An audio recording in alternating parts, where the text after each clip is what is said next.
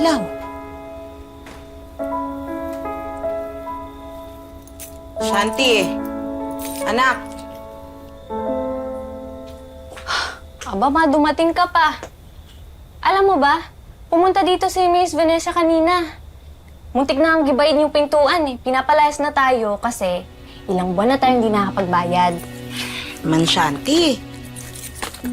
Nadagdag ka pa talaga sa isipin ko. Patang to.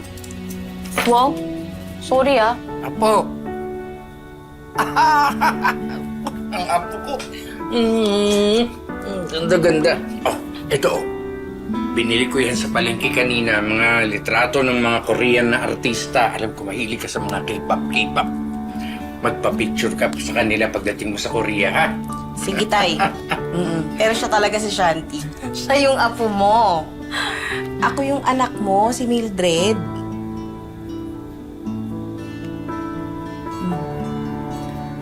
Salamat, Lo. Halika na, tay. Pahinga ka na muna sa kwarto. Nagagaling ko lang dun.